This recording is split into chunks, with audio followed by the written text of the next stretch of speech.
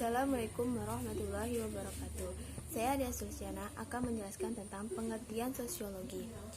Sosiologi diartikan sebagai ilmu yang mempelajari interaksi manusia di dalam masyarakat. Sosiologi bermaksud untuk mengkaji kejadian-kejadian dalam masyarakat, yaitu persekutuan manusia yang selanjutnya berusaha untuk mendatangkan perbaikan-perbaikan dalam kehidupan bersama. B. Sejarah perkembangan sosiologi. Bapak sosiologi adalah Auguste Comte. Kata sosiologi mula-mula digunakan oleh Auguste Comte dalam tulisannya yang berjudul Cours de Philosophie Positive tahun 1842. Auguste Comte mengatakan jika sosiologi merupakan ilmu yang menggunakan masyarakat sebagai objeknya. Sebenarnya, sebelum Auguste Comte menggagas tentang sosiologi, Ibnu Khaldun, yang merupakan tokoh pemikir Islam, telah memperkenalkan kajian tentang masyarakat sejak tahun 1332. Namun, memang kajian tentang sosiologi secara umum dan lengkap dibahas oleh Auguste Comte. Awal perkembangan sosiologi lahir akibat adanya gejolak sosial efek evolusi industri.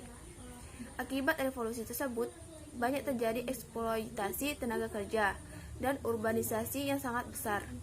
Hal ini tentunya menjadikan dunia menjadi bergejolak dan banyak konflik-konflik baru muncul. Dari sinilah peran ilmu pengetahuan dibutuhkan untuk memberikan pengamatan serta pengalaman kepada masyarakat yang kemudian dikemas dalam rancangan ilmu sosiologi. Oke, saya Nadia Nariswari akan menjelaskan tentang hakikat dan ciri-ciri dari sosiologi. Hakikat dari sosiologi adalah sosiologi merupakan ilmu yang mempelajari tentang gejala dalam masyarakat. Sosiologi juga merupakan ilmu murni, yaitu ilmu yang bertujuan untuk membentuk dan mengembangkan ilmu abstrak, bukan ilmu terapan atau terpakai. Abstrak sendiri adalah diperhatikan. Jadi, ilmu sosiologi merupakan juga ilmu yang abstrak, karena abstrak itu sendiri adalah diperhatikan. Jadi, kita akan memperhatikan pola dan peristiwa yang terjadi di dalam masyarakat. Sosiologi juga merupakan pengetahuan umum, bukan khusus, karena sosiologi adalah mengamati dan mempelajari gejala umum yang ada pada setiap interaksi sosial. Ciri-ciri dari sosiologi. Sosiologi memiliki 4 ciri, yaitu 1. Bersifat empiris, yaitu sosiologi ini didasarkan pada pengamatan dan penalaran. 2. Bersifat teoris, karena sosiologi itu sendiri sudah memiliki sejumlah teoris. 3. Bersifat kumulatif, berarti teori sosiologi tidak langsung jadi sekaligus, karena dia butuh dibentuk, ditambahkan, diperhalus, dan dijelaskan lebih rinci lagi dan disempurnakan. Bersifat non-etis, artinya sosiologi dalam arti menggambarkan dan menjelaskan masyarakat atau individu. Sama sekali tidak bermaksud untuk menanyakan apakah masyarakat dilihat dari segi moral baik atau tidak baik. Jadi itulah. Baiklah, saya Vina Melinda. Di sini saya akan menjelaskan fungsi sosiologi. Ada 4 fungsi sosiologi yang mesti kalian ketahui sebagai dasar dan fondasi untuk mengenal sosiologi, yaitu: pertama, fungsi sosiologi sebagai penelitian; kedua, fungsi sosiologi sebagai pembangunan; 3, fungsi sosiologi sebagai perencanaan sosial; keempat, fungsi sosiologi sebagai sarana untuk menyelesaikan masalah gejala sosial. Baik, saya Dina Agustin akan menjelaskan tentang konsep interaksi. Interaksi sendiri merupakan hubungan timbal balik yang dilakukan individu atau kelompok untuk menjalin hubungan kerjasama, diskusi, maupun pertemanan di kehidupan masyarakat. Adapun syarat untuk terwujudnya interaksi sosial, yang pertama adanya kontak sosial, dan yang kedua adanya komunikasi. Selanjutnya, interaksi sosial dapat dilakukan oleh individu dengan individu, individu dengan kelompok, maupun kelompok dengan kelompok.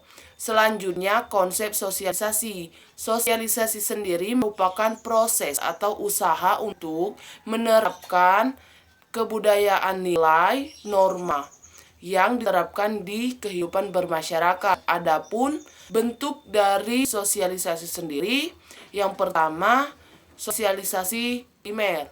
Sosialisasi primer kita dapatkan di keluarga atau kita dapatkan ketika kita lahir. Selanjutnya, sosialisasi sekunder. Sosialisasi sekunder kita dapatkan di luar yang diberikan oleh keluarga. Contohnya saja yang diberikan oleh sekolah, tempat bekerja, dan lain-lain. Baiklah, saya Jessica. Di sini saya akan menjelaskan konsep kelompok sosial. Pengertian kelompok sosial. Kelompok sosial adalah dua individu atau lebih yang berinteraksi secara tatap muka atau face to face, yang masing-masing menyadari keanggotaannya dan saling ketergantungan secara positif dalam mencapai tujuan bersama. Ciri-ciri kelompok sosial. Yang pertama, kelompok ditandai dengan adanya interaksi. Yang kedua, adanya pembatas tertentu setiap anggota. Selanjutnya, konsep pelapisan sosial. Pengertian pelapisan sosial. Pelapisan sosial adalah pembeda tinggi dan rendahnya posisi atau kedudukan seseorang dalam kelompok tertentu.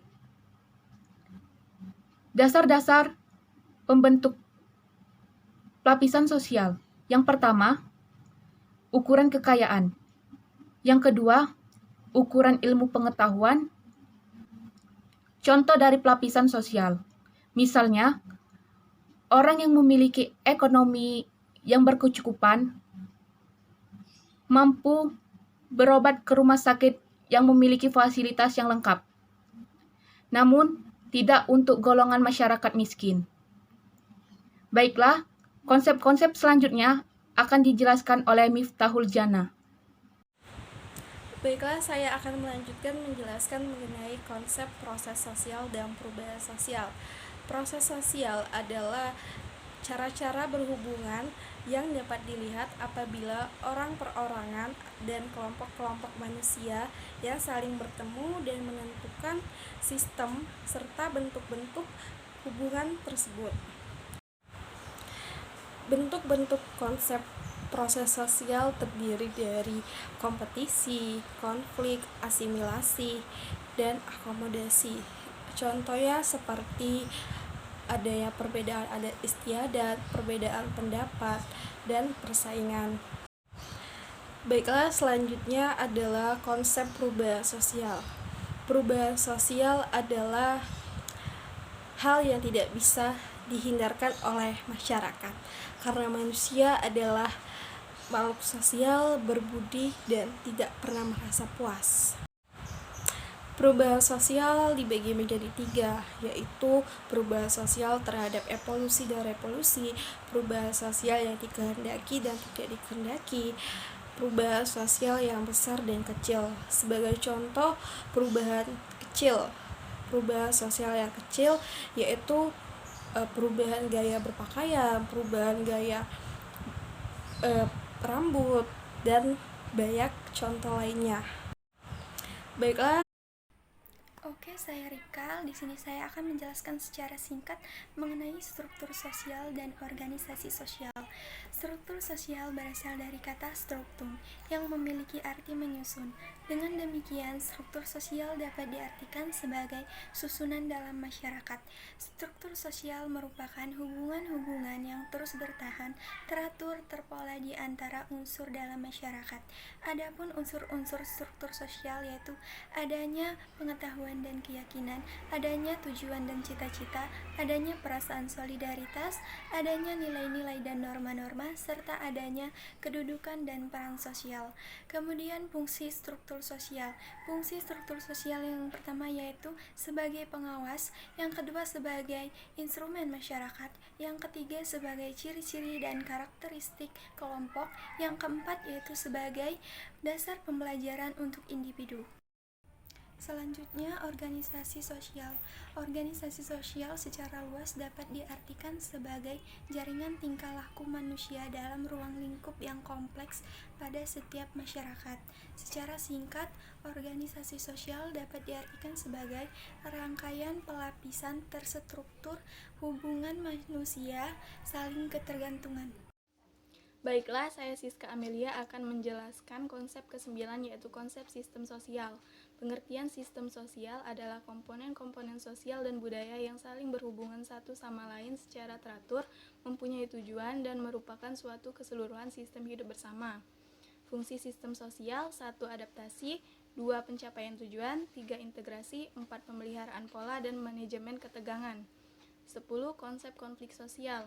Pengertian konflik sosial adalah suatu perjuangan terhadap nilai dan pengakuan terhadap status yang langka, kemudian kekuasaan dan sumber-sumber pertentangan dinetralisir saingannya. Faktor penyebab konflik sosial: 1. Perbedaan antara individu-individu, 2. Perbedaan kebudayaan, 3. Perbedaan kepentingan, 4. Perubahan sosial. Masalah pada konsep konflik sosial. Contoh masalah: pertikaian dengan kekerasan antar suku atau tawuran antar warga beda kampung. Penyebab terjadinya tawuran: 1. Kecemburuan sosial, 2. Merasa terejek atau diejek, 3. Memperebutkan kekuasaan, 4. Tidak mau kalah, 5. Terpaksa atas situasi dan kondisi, 6. Arogansi, 7. Faktor kekuasaan individu dalam kelompok. Cara menanggulanginya: 1. Memberikan efek jera agar si pelaku merasa enggan untuk mengulangi perbuatannya kembali. 2. Memberikan penyuluhan secara efektif untuk menyadarkan para pelaku bahwa apa yang dilakukannya itu tidak benar dan merugikan banyak orang di sekelilingnya. 3. Memberikan ruang positif. Ruang inilah yang menjadi penampung mereka dengan menggali potensi dalam dirinya dan mengimplementasikan pada masyarakat luas, agar bisa bermanfaat untuk orang banyak. Itulah beberapa di antaranya yang kita bisa lakukan dalam menanggulangi tawuran. Sekian penjelasan dari kami mengenai ilmu sosiologi. Terima kasih. Wassalamualaikum warahmatullahi wabarakatuh.